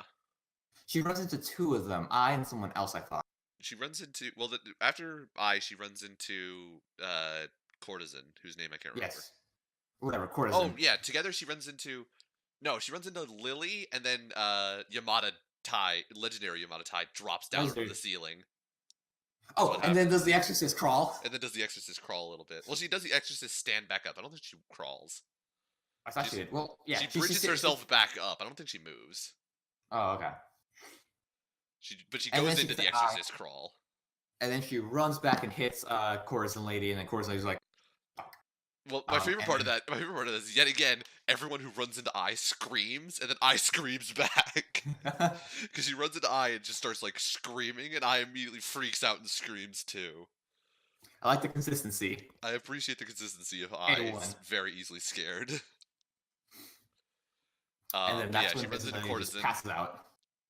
Well, no, then she runs back down the hall again, because apparently there's another hall to run down. Drops the little skin pad they had on the ground, which is soaked in the hot springs water. Yes. Where we cut back to biker chick carrying Sakura's head, who then slides on the fucking skin pad like it's a slip and slide down the hall and into the businesswoman lady, who then passes out. Yes. I also like how Junko was just kind of dragging Sakura's body. Yeah, legs first. Although, a very good thing they did is early in the episode, or like 2 minutes earlier, they actually talk about how absorbent the pads are, and that comes into play in the slippery scene. They do, yeah. I didn't remember that. That's good writing. Better writing than fucking Sasuke Tenshi had. I was expecting when they were talking about all of the oh, this is the box and this is what it says. I didn't remember if they talked about there are side effects to this pad and what they are. I was expecting one of the things to be hallucination, and the next day she was just like, "Oh wow, I guess they really do cause hallucinations, I guess." Oh. But no, she's just fucking distraught. She was actually destroyed. Was not anticipating the fact that we just ruined that lady's life in our idol show. And the producer's life is also destroyed because he lost the deal. He did not read Trump's R the deal. He could not steal it. He did not seal the deal. He will never be president. And that's how the episode ends. The episode ends. Well, the episode ends with a renewed vigor to go make some dough. Oh, yes. We're going to be making some dollars at some point. Yes. And that is the end of this episode of Zombieland Saga. This episode was far weaker, in my opinion, than the other three. It's true, but did you watch the preview for the next one? Yeah, we have the next one where producer has a great chicken outfit. Right? What a fucking baller. I am all about that chicken outfit already. I don't even know what's going to be in this episode, but I'm kind of about it already. He fucking works it. We're first half definitely was baseball, maybe, and there's a chicken outfit. And that's all I need to know. Yep. But anyways, back to the episode. Yeah, this episode, the first half was very slow, kind of boring, really dumb CG. And then we have the second half, which probably the better part of the episode, where it's actually kind of funny and just it's just funny. The first half was more of the slow, they're bonding, and the second half was more of this is also still a comedy show. Gags and shit. Still definitely one of the weaker episodes so far, but overall it's still a pretty solid show. They should. I really wish the dog had some part in that horror little area. I think it would be kind of hard to bring the dog with them. Yeah, because once I saw the ending, which is all about the dog, that's when I realized the dog wasn't fucking there, and I was sad. I love that dog. But yeah, moving on to the last show we watched. Bunny Girl Senpai. Oh, right. This show. What? Yes. Where once again we read a quantum physics whatever badly. Yeah. Zaphyllus's Demon is the name of this arc, which centers around Koga, the girl who asked Sakura to kick her in the ass because she kicked him in the ass first. Yep. It's kind of annoying, but I'll kick yours, then you kick mine. Yep. Moment. They have some ass kicking two episodes ago. 2 episodes. Yeah, that's what I'm going for. But yeah, 1 or 2 episodes ago, I don't remember when exactly, but yeah, they have the ass kicking, and now the girl is returned as our newest whatever, fucked up child. or the newest syndrome. Yeah. Well, so this episode starts with showing off the date, like the show usually does, which is kind of a fun way of cluing us into like what's going to happen. Yep. Um, So it But starts he- off with talking about, first of all, Japan's World Cup victory. Not certain which like match they were talking about, but they were definitely talking about. I'm not certain which World Cup they were talking about, but they were probably talking about the wrong match. Because I'm assuming they were talking about the most recent World Cup, and the day corresponds with the day after their second game, which was a tie, not a win. Their first game was a win, which was earlier in July. it might be I'm gonna be like kind of a because this show was written I think like 4 years ago. Oh, was So I'll it? be talking about because I remember reading the manga like 2 years ago. Okay. So the scene just may have been part of the light novel to begin with. It was very interesting because also the second game. So the player that they show like running Was after the Keisuke free kick Honda. was Keisuke Honda, who wears Yeah. number 4 for Japan and has the blonde hair. Scored in the second game, but it was a tie, Mhm.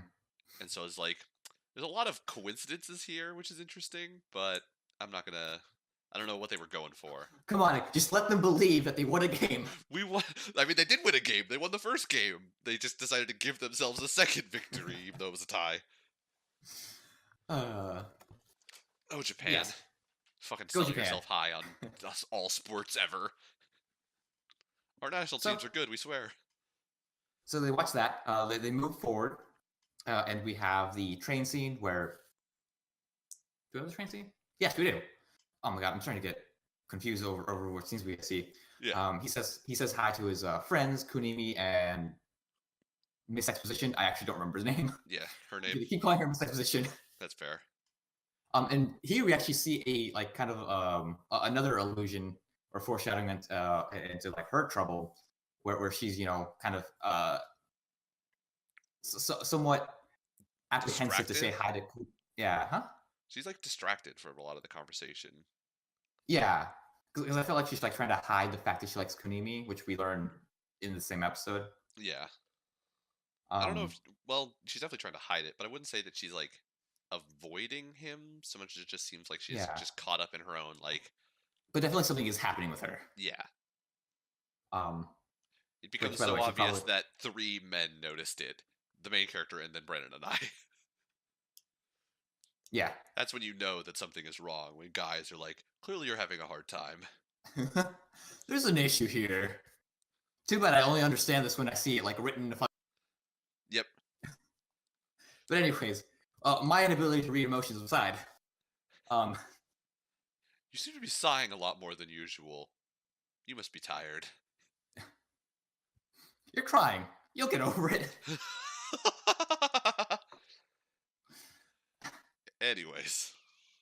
This is an untrue story. I did not actually say that. False. Yet. Fuck you. Proof. Show me proof, Nick. We're not gonna get to this now. Show me proof. It never happened. All right, Donald Trump, calm down. You're a puppet. Fake news. Fake news. Moving forward. Yeah, she's definitely distracted. And the main character goes off and has his lunch with Mai, where they banter along. He says, "I love you" for the 30th time. Yeah. And then that's when they finally decide that they're going to go out together. Because it's been a month, and like we said a month before, Mai was like, "Tell me you love me for a month, and then I'll go out with you." And yeah, she does it. Yep. Well, And first he decide to kind of do it. tortures her, and he's like, "You don't love me. You won't say that you love me, so I'm just gonna go find a younger woman." And she's like, Yeah. I didn't say no though. Yeah. Fun shit, very fun. I fucking love it. It was fucking funny. It was solid. Was this a kissing scene? No, second episode. No, first loop was a kissing scene. Yeah, the first loop Yes. had the kissing. First loop had the kissing with an egg. It also implied that while he was unaware of Mai, that she kissed him to try and get him to remember. Which I don't think is true. Yeah. Is she lying? I don't know, maybe not. Who the fuck knows, dude? I can't read her mind. Well, no, because I feel like we like saw everything that happens between them. In Well, like we the didn't see first everything arc. that she did while he was invisible. While she was invisible to him. Oh, right. That's the part. So we Okay. have no idea for Definitely. that entire day what she did. She could have done anything, and he was completely unaware of her existence. Good point. Um, yes. So he goes outside after the little lunch date. He sees Koga being asked out by some really old-looking dude Yeah, seriously. who's probably like 14 years old. Yeah, he's probably well, he's probably like 16. Yeah, he looks like Honda. He looks like he's mid-20s. Dude ages poorly, to say the least. Who knows? Maybe he's gonna be look 20 for a while. I don't Maybe, know. but I would not have faith if Anyways, I were him. Koga's not about it. She's like, nah. Well, she's not even. She's not even like, nah. It's more just like it's that look of like you're way stronger than me, so I can't say no, but I want to say no. Oh God, that's exactly what it was like. I'm telling you, I looked at that and I was like, that looks like sexual harassment right there. She to say that she was very oh my Some God, I can't think of the word. something illegal this way comes. Oh God, there's a why can't I word correctly? She needed to go to the bar and ask for Uncomfortable. the angel shot. She Yeah, was she was very uncomfortable. uncomfortable. She was uncomfortable. And Maker's like, whatever, I'm not about this. Yeah. Like, I'm not gonna, not again. In classic anime main character style, it's like somebody else is having a problem. I'm not gonna Fuck do this. anything. I mean, that's how I'd be like, nah, fuck this, I'm out. I This mean, does not concern me. I would hope that I would step in and be like, dude, she's clearly not having you right now. Like, I'm out. You're clearly like 900 times stronger than her, and you're like forcing her into this, dude. Like, It's a classic one arm on the wall thing. yeah, it's that one arm on the wall thing that also says like you can't get away from me. Yeah, very true. So his day ends. He wakes up and it's the same day again. It's June 27th. He sees the same news on the TV, Yeah. and he's like, I feel like I've done this before. He's got that sense of deja vu. He doesn't have a sense of deja vu. He knows he's seen it before because it's talking about Japan's first World Cup victory again, and he's like, Yeah. "We having a first World Cup victory? WTF?" So This can't be possible. This can't be possible. We're not this Japan good. winning 2 games? Impossible. So he gets back on the train and sees his friends again, and he asks Yep. them, "Have we won ever before in soccer?" And they're like, "Ha ha, solid joke. The band's so good." And he's like, "Yeah, the bands." And he starts to realize that things have gone wrong. Yep, and then we have the same dinner date again, or lunch date, where it kind of goes a little bit differently this time, where he kind of now he's the one torturing her. Yep. Well, He knows no, how to he's play doing the that game. Yep, he has to play the game. Then she's got like is that what, when she like has her note thing? No, that was a loop. Whatever. Anyways, they do cute shit together. Yeah. The day ends again, but he sees Koga again, right? In this loop. I don't remember if he sees Koga in the first loop. He's I know he sees her in the second one. I don't know because I don't think he sees him in the first one. Yeah. He sees him in the second one. I think it's the second one. Because he does something different. That's why. Yeah. Well, because he gets through the talking or the asking my out part of the day faster, and so I assume that he gets to leave the room earlier and sees Koga then because he still has time in his lunch break. Yep. And then to start the third loop, and this time around he asks Miss Exposition, "Yo, what the fuck's going on?" Miss Exposition's like, "Yo, Zapless, it's a thing that exists, and we're gonna do it badly, or we're gonna do it not correctly." They explain it correctly. They do explain it correctly. Well, Zapless' demon, which I actually explained this last episode, but a quick rundown is if there exists a demon who knows literally where every atom is in the momentum of every atom, he can tell past, present, future. He can calculate past, present, future. If he has, because this demon has the ability to calculate everything instantaneously. Yeah. So he's able to have his power. And the way they kind of translate over to the plot is both Koga and Sakura can relive the same day over and over again. Right. They never explain why Sakata is able to relive, or they at least they haven't yet explained why Yeah, Sakata is, and part of nobody the else mystery. can. Much like with why Mai is disappearing, we don't know why just yet. We just know it's happening. Well, we know why Mai disappeared. We didn't know in the first episode. Oh yeah, we didn't know in the first Yeah. episode. That's why it's probably gonna get. They're probably gonna figure out what's going on Right. the next episode. But I mean, we understood and- why he still knew about Mai while everybody else was forgetting about her. Yes, we don't know problem why. was- In this one, we don't know why he is also getting pulled back through time in the Laplace Demon cycle. Yeah. Which my guess is just because Koga likes him.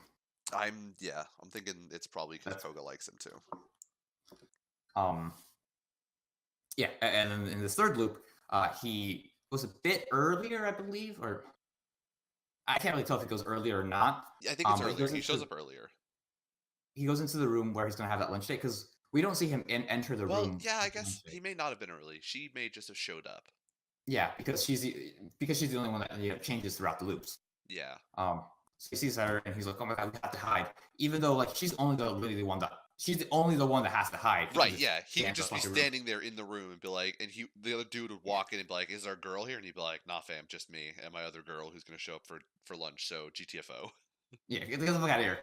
I'm doing stuff. Go away. I'm gonna hang out with my upperclassman girl. Leave. Don't ruin this for me."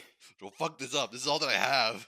This has been a 30-day in the making. Just get out of here. Yeah, seriously. Today's the payoff. I'm gonna need you to get the fuck out and do not stay outside this door. I will know. But instead, she drags him along with him. He closes the door.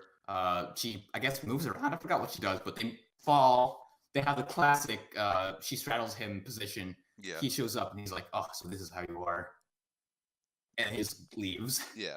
The And then basketball Mai dude, shows up. 20-year-old Yeah. guy shows up and he's like, "This is how you really are," and then he walks away, and then Mai shows up. Which, I mean, like, maybe have that reaction if she liked you, but she doesn't. She clearly doesn't have a thing for you. Whatever. Right. Basketball dude just doesn't know how to say it. Doesn't understand no. Well, I feel like I don't know. There's a lot that is not explained, obviously. So we have no idea, like, if they've even ever talked before. Because it seems like all that's happened is she's shown up to some of the basketball practices with her friend. So we have no idea how much they've even spoken before. And yet somehow he shows up, sees her on top of another guy, and he's like, "Ugh, this is how you are. Right? Women." Man's got red hair for the red pill. Yeah, seriously. Wait, does red he have hair red hair? and the red pill. He has orangish hair. Whatever. Also the red. I mean, yeah, it's essentially what we would call redhead. But yeah, we also learned here that Koga has like this weird love going on, which main character's probably gonna have to fix at some point. Yeah. Where her best friend likes this one dude, but the one dude likes her, It's very and he doesn't middle want to say school. no. Yes. It's classic some middle school shit. Yep.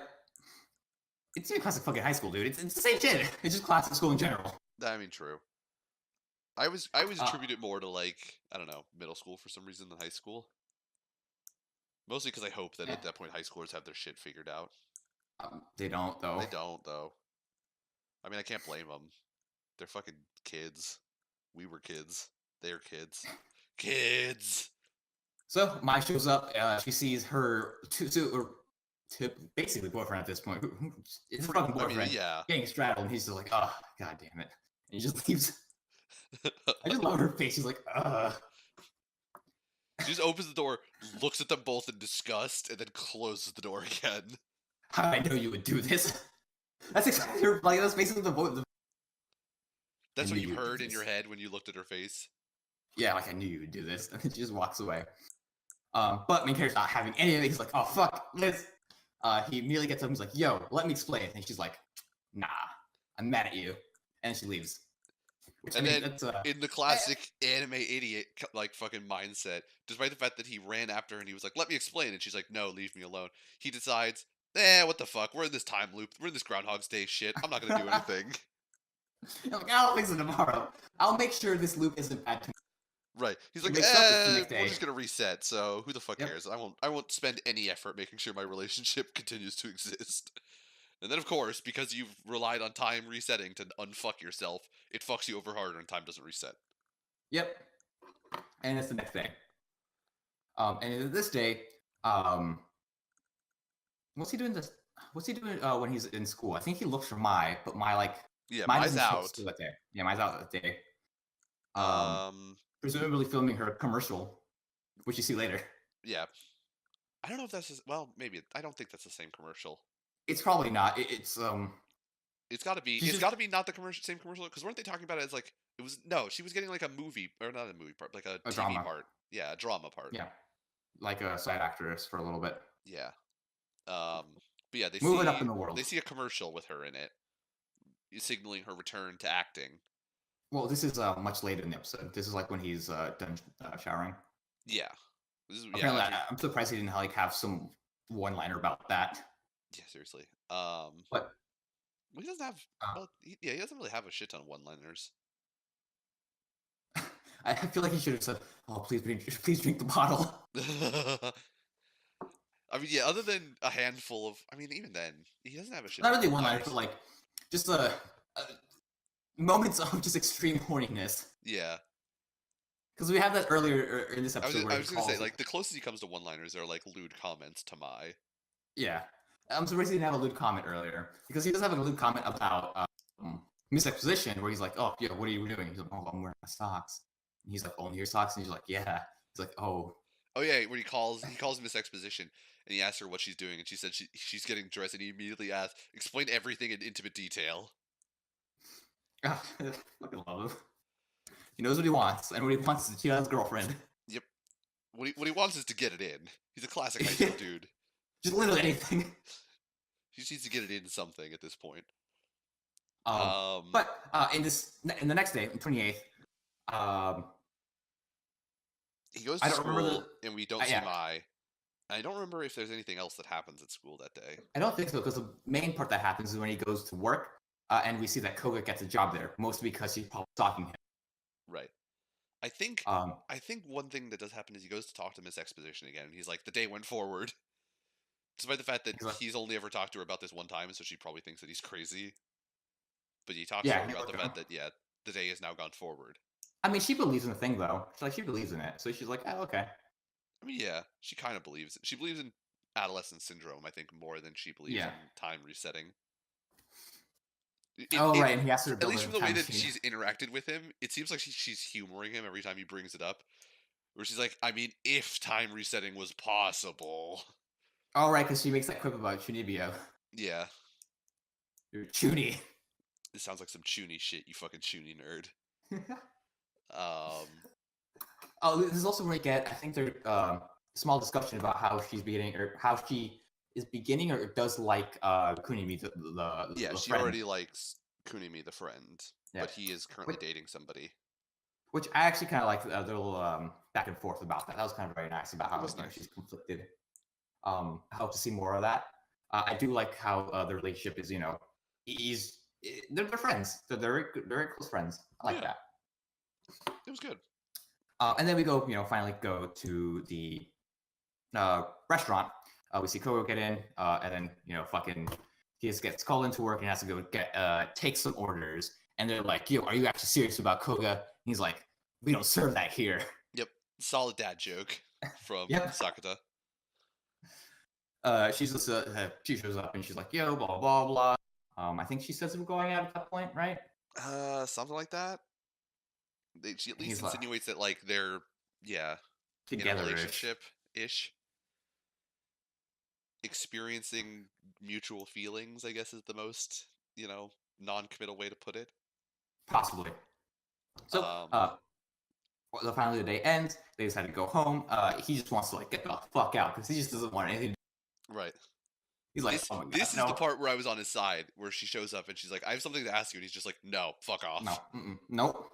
And I was like, good, stay with that answer. Literally, no matter what she says, say no to this.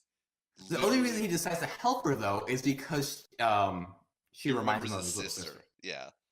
Which, I understand. Yeah, but even still, saying yes is not the right answer here. Saying, there's a different way. I'll help you, but not what you want me to do. Okay, no, the right answer here, the beginning, one of the right answers, the right answer I wanted to see was okay, but only if you go talk to my girlfriend. Because literally somebody involved in this has to go talk to Mai first and be like, look, You know that thing that was just happening to you? It's happening to her. This is what we're gonna do. Just be cool with this. Like they need to go have a conversation with Mai about like, because Mai understands adolescent syndrome. She deserves Yes. to know that this is happening, and they if they just sit down and talk to her about like adolescent syndrome, it's happening to this girl. We Yeah. need to Although pretend I like was it's this thinking thing. more like of he would like help her anyways, but like not in the way she wanted to. In a I would be different okay way with was that my too. idea. Yeah, I would be okay with that too. But like, even if they want But to yeah, do he's the like fake me, like dating thing, literally, I'd yeah, just like, be like, go talk to my girlfriend. Explain to her. yeah, he could have said like, sure, I'll do that. But first, let me make sure that's okay with my girlfriend. I would have been like, I'm okay with this. Like, I'm okay as long as somebody goes to talk to Mai about like the adolescent syndrome that she already knows exists. Yes. But instead, So that they just happened. stick around and decide for themselves like assholes. Which, by the way, this is exactly how the main character Monogatari. Like Really? in the first arc, he gets a girlfriend. Immediately in the second arc, he's just like, well, fuck it, whatever. I have to help this other girl out. Wow. What an Yeah, asshole. what a fucking What asshole. a fucking douchebag. Also, the main girl like does not like let him live it down. The fact that he's a kind of a dick. Good. Fucking Like deserves the first thing she says to him is, "Did you cheat on me?" He's like, "No." He's like, "Okay, you probably did." it. On a technicality, no. I was just helping them. The way you helped me, then. Help in quotes.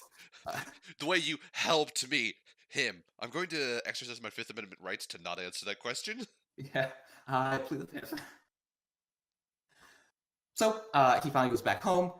He decides to take a shower or a bath, not a shower. No one takes showers for some reason. No, we Only the girls do. What? You mean baths? Showers. Really? Like Does nobody take shower? I mean, no, thinking back, like I've never seen a guy take a shower. It's always a bath. Only the girls ever take showers. well, because you know, You gotta watch. You gotta see the good bits. yeah, But you got to be he takes, standing to see all the good bits, and nobody wants to see all the bits on a guy. he's taking a bath. Yeah, he's taking a bath, not a fucking shower. I think okay. Here's one of the things that I think I have read about before in terms of like Japan and their bathing thing. Apparently, you always take a shower and then take a bath, or like Sure, most I don't people know. take a shower and then a bath. Because the point of it is like you wash You off all of clean like up. the dirt and the filth, and then you go get in the bath and relax. Just Yeah, getting in the bath, they're like that's disgusting because you're covered in dirt and filth, and then you're just bathing in the filth. So I can see that wash it logic. all off in the shower, and then you get in the bath to like soak and relax while you're clean. I can agree with that. I don't like baths, but I can agree with it. Yeah, I mean, fucking apparently like everybody goes to Japan like swears by baths. I agree. I'm not a huge fan of baths, but they're all like it's like the best thing in the world. And when they come back to America, they're like, how can you survive without like a dedicated shower and a dedicated bath? Well, that's the thing. Most like full bathrooms have a dedicated like bath shower thing. I mean, some of them do. A lot of people are kind of Okay. getting rid of like, combined and going, or a lot of richer people are getting rid of combined and going into like the walk-in shower and the Oh, gotta eat off the to the rich. side soak tub. Okay. Well, anyways, during his bath, he's like just fantasizing about what Maya will say to him. I actually wasn't really paying attention to this part. What were his exact words? Because he's saying something about Maya. That's all I remember. I don't remember either. It's been a while. I watched it like 4 or 5 days ago. Oh, okay. I watched it like yesterday. Yeah, I watched I it keep like forgetting you the have day of. time to watch it on the weekdays. Yep. The wonders of being a tutor. I don't have to go in until school ends. Who are you tutoring? Okay. Random high Wait, school are you working kids. at the mathnasium? No, I Oh. work for some company that just sends me out to people's houses. Oh, okay. They're like, go talk to all these rich kids who are getting, their parents are paying money to get tutored. And I'm like, sure, whatever, dude. So yeah, I go when they get back, when they get out of school. I work from like 2 to whenever the fuck I don't have people asking for me to go tutor them anymore. Okay. Because did you see like by the Aldi, there's like mathnasium. Is there really? Yeah, you can go over there. You should get a Oh, job there. You probably get like $5 an hour. oh God, $5 an hour? I Fuck don't that. fucking know. Well, minimum wage in Virginia is like $7.25, which isn't good. No, it's not good.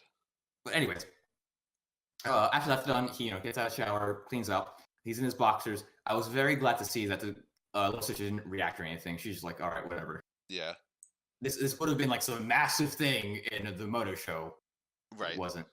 This is It was also not. where we see the commercial, and Yeah, we see Mai coming up. and she's like, "Yo, let's fucking talk," because she's ready to talk and she wants to know what the shit's going on. You're right. She's upset because he has not come to fucking beg for forgiveness, which I agree with her. Yep.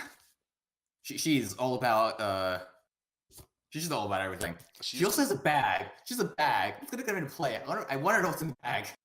Is it gonna come into play? I feel I like wanna that's know a what's in the pretty bag. common, like, you know, a chick goes out accessory is having a purse. No, she has like a shopping bag. Oh, is it a shopping bag? Okay. It is a shopping bag. Yeah. I just It's a registered that she shopping had bag. something slung over her shoulder, and I was like, oh, it's a purse, whatever. No, yeah. Yes, I understand purses. I know things, Nick. Do you know things, Brandon? What do you know? Let's find out. I know purses exist, but no, she actually had a shopping bag, and it looks like a shopping bag with a bunny girl outfit in it. My interest is piqued. But I posit that she shouldn't have been a bunny girl. She should have been a cat girl. That would have made Schrodinger's cat much more like Oh, fitting yeah, for the right. fucking arc. I forgot about this. The Schrodinger's This cat This is what connection. should have happened. Because, well, this is only because we think that Koga's a demon for whatever fucking reason. She's just a demon because she's fucking everything up. Right. But she should have Koga been a is cat. a little fucking demon devil. And yeah, Mai should have been a cat. Oh, wait, she doesn't like cats. That's Yukino. I can't, Yukino is, yeah. Well, we don't know that Mai doesn't like cats. yeah. But Yukino had like a thing for cats. Yes. Which there was actually a side-by-side picture. Both of them together, they look super fucking similar. Oh, really? Let me see if I can find a picture. She also reminds me, or not Yukino, but Mai reminds me of that one chick from Orimo, the black girl. Oh, Ayase. you're not thinking of Kuroneko, you're thinking of fucking Ayase. Ayase, yeah. Yeah. Yes. But yeah, it was other than that, the only other notable thing is that Brandon thinks that he saw the older classman that Sakuta is obsessed with in the background of one of the shots. Which although after looking at the pictures, we kind of agree that it probably wasn't, because if they were trying to tease her existence, we probably would have seen her braid more clearly in the shot, or which at is all a in the much shot. better indicator of who she is. Yeah, which in this shot we didn't. We just saw somebody with like waist length black hair, or blackish hair, or purple as Brandon would call it. But yes, so if there is a development that the person that Sakuta is looking for is actually currently enrolled in the school, Brandon may have seen her starting in this episode. Because I have a thing for just like looking at anything that isn't in the foreground. I have to look at them background characters all the time. Damn it, where is this? I swear I fucking saw it. It's kind of like the guy who's going through all of the episodes of K-On! To count all of the men in K-On! To once and for all determine how many men are in that show. Less than women. Yeah, that was the joke, was that there were no men; it was all women, and so somebody was going through all of the background characters and counting all of the guys, and there were like way less than you would expect for most of the episodes. Well, even still, the one episode where it like skyrocketed was like a concert festival episode, so there was a lot of people altogether. Well, I can't find a picture, but yeah, just trust me, they look similar. I'm willing to believe you. I mean, they're anime characters with black hair. They all look kind of vaguely similar. Yeah. And that was this episode. It's still good. Yeah. I thought this episode was kind of weaker just because I don't like Koga as much. Because she doesn't want to say no. So that's about it. I mean, it's still been. I think Suit it's still a yourself. delightful show. He's kind of acting like a fuck ass, and if he acts like an entitled fuck ass in the next episode, I'm gonna be even more upset, I think. But yeah, and then we'll see. I kind of hope that Koga's arc doesn't just end up as a like, this whole time I've been in love with you, and I hope it more ends with like a, I guess this whole time like I've been, you know, you were such an interesting person that I wanted to like have a chance with, kind of thing. I don't want her to be like absolutely in love with him, because I feel like that would be really weird. I'm okay with her having like, I have some feelings for you somewhere. I As don't like think a anime resolution. ever does that. I Like don't think they do when someone either. like just is somewhat interested in someone, it's always I love you. It's never I kind of like you. I want to know you. Right. It's always it's always just like whirlwind romance. Right. It's never one or the other. That's why Although like I always found the love confession thing interesting because it's like, I love you, and the other person's response is like, we've never like we've barely said anything to each other. It's like, yeah, why? Why is this a thing in Japan? I don't know. I don't fucking know. I don't fucking know Like, either, dude. I don't. What's your name? Who are I you? know you. Where are you from? She didn't go. She didn't even go here. She doesn't even go here. Shout out to Mean Girls. Fucking the last good movie that Lindsay Lohan was in. Rest in peace, Lindsay Lohan. His character or career. Her career, yeah. I don't think she's dead yet. It was unfortunate.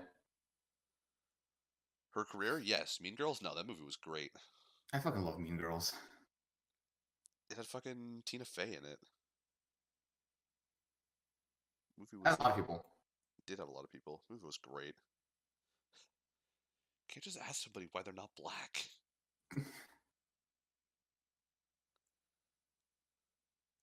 Oh, the movie was delightful.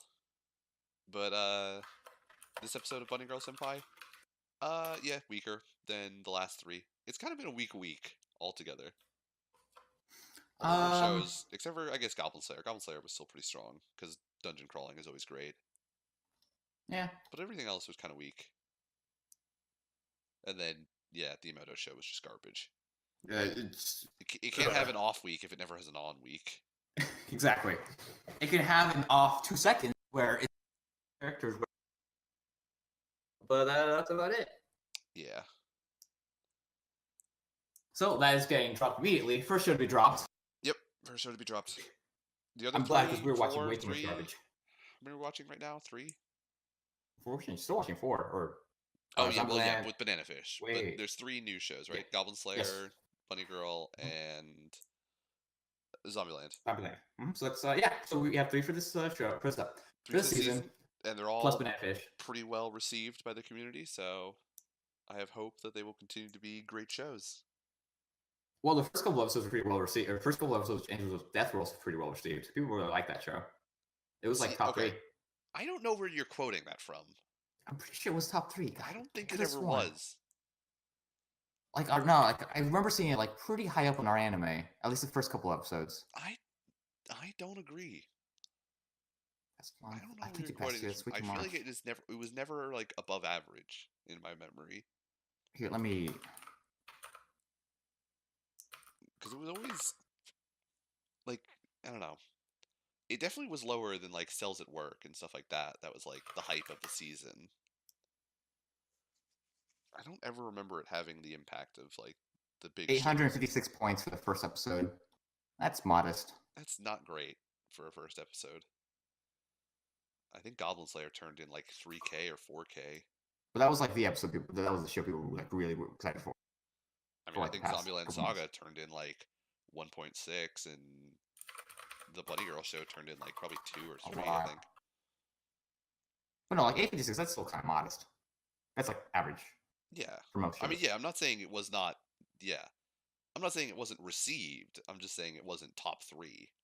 I think it was middle of the pack at first and fell off. But still, people liked Zach and Rachel. They kept topping the lists. I also don't know what list you're quoting. I don't think anybody. They were like 5. They were like 5th at highest. Of what? Characters. Like, Rachel was like voted 5th highest character, or like most liked character for whatever reason. For a little bit. It was some random ass poll. I don't know where. I remember seeing it. It was dumb. I hated it. Okay, sure. Shisa was 9th. Actually, no, she's number 1. Who was? Chisa. Oh, okay. Yeah.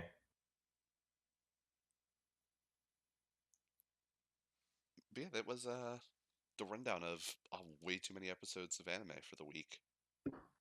Yep. We will be back next week with way less. Yes, only 4. Only 4. And we'll have more time to fuck around with random bullshit. Yeah. We've not Which, had a by lot the of way, time to fuck around with random bullshit because we've had to go through like 6 episodes every single episode for the last like 2 or 3 weeks. lightning round, start. The lightning round has been rough on our chance to just shit around with other random topics we want to talk about. What Oh, was going to say yesterday? I completely forgot. I don't know. I'm gonna be Yeah, real. don't remember. Don't remember. I even said this. We even said at the time that you were gonna forget. Yeah. Go watch episode 6 of Broforce. I'm pretty sure that's around the time I say it. I'm gonna sell out to our Broforce Let's Play. Sure. We played Broforce and recorded it all. No, it was a fucking fun game. What a fun game. Fun game. If you want to find just a solid game on the cheap, fucking Broforce. The game was awesome, and probably is not that much anymore because it's been out for a while. It had some biting commentary, and then it didn't, and then it did again at the end.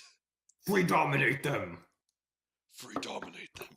American terrestrialize them. that was one of the best.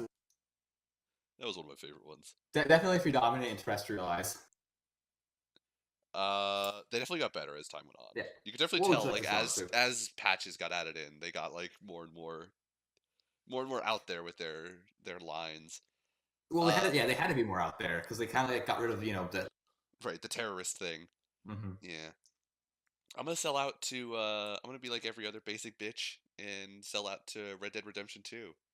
Oh. The game is exceptional. It's like Red Dead Redemption in every. It's like Red Dead Redemption, but better in every conceivable way. And you feel way more like an actual cowboy now. So I've been having a lot of fun with it. I will play it next year when it comes out for PC. Fucking running around, shooting shit with my guns, acting like a cowboy. The game asks you to make moral choices, and I'm like, I don't fucking care. I'm gonna do this whatever the fuck way I want, because I'm a cowboy, motherfuckers. Oh, one fun thing: Ranger's arrows, they sound like they fucking hit. Like fuck Rachel's pea shooter. Those arrows are like thump. I mean, yeah, Rachel's pea shooter was fucking garbage all the time. But yeah, High Elf Archer's arrows were no joke. They hit with an impact. They did. When the ogre got shot in the eye, you knew he got shot in the eye, and it fucking sucked. Well, you know he got shot in the eye because he was holding his eye and be like, "Oh no, I got shot in the eye." Yeah, but I mean, it wasn't just like, bink, like it barely hit his eye or something. It was like, like you knew that was like in his eyeball. It wasn't just like in the area of his eye. Wait, quick question. In D&D, do ogres have regeneration? I don't remember. I don't feel like they do, because like not a lot has regeneration. Because I keep feeling like this that the author for Gauntslayer, it just kind of like has a bunch of D&D books, and he's like reading the stats. Right. Like for each volume, he's like, okay, they leveled up this high and this, so and so. They have these abilities and yada yada. I mean, it is based on like tabletop and stuff like that. Yeah, it's heavily based on that. The way they have their magic uses and stuff. Yeah. But anyways, that was this episode. Bye. See ya. Yeah, peace out.